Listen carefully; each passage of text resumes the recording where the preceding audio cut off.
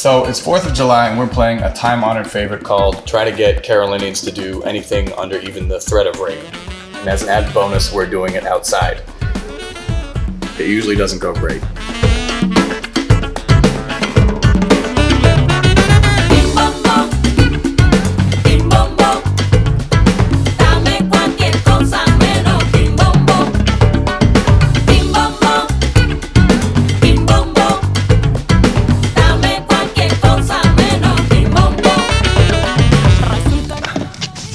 So 4th of July was a hit. We danced on the street.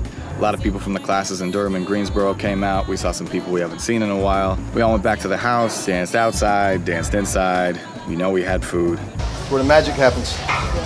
But what was really cool was watching everyone dancing together and having fun. Got me thinking, well, what makes true social dancing possible? Not a bunch of people who take classes together, but just strangers. Maybe someone learned in class, maybe someone just learned on the street.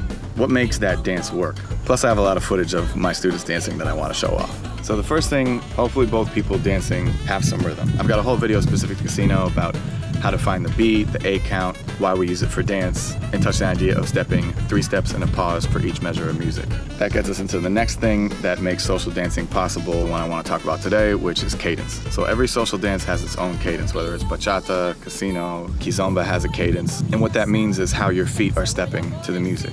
So specific to casino, it's stepping 3 steps and a pause, 3 steps and a pause across 8 beats. So if your feet were musical instruments in casino, you would hear.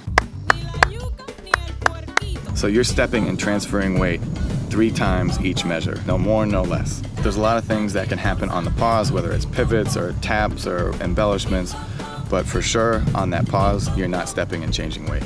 How this works socially is that when the dance starts, it'll start off with a 2-step because that's what all good dances start with, is a 2-step. And that allows the couple to sync up their rhythm.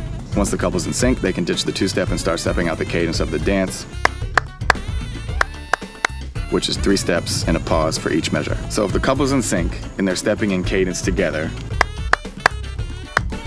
the world is their oyster. They can do anything as long as there's a good lead and follow connection, which is the third thing that makes social dancing possible. Lead follow connection is super important for any social dance, definitely casino, and that deserves its own video. We'll do that in the future. And that takes us to the last and actually least, turn vocabulary. Turns are fun, but out of all these things, if someone was gonna be missing one and wanted to be a good social dancer, it would be turn vocabulary. You can have a very limited arsenal of turns and still have very enjoyable social dances. But if you don't have rhythm, you can't step in cadence, and there's no good lead follow connection, forget it, doesn't matter. So hopefully that's enough babbling to go through all this great footage I have. It was a really fun day, really fun party, and social dancing is really cool. When people who aren't used to it see it, they act like it's magic, and to a certain extent it is.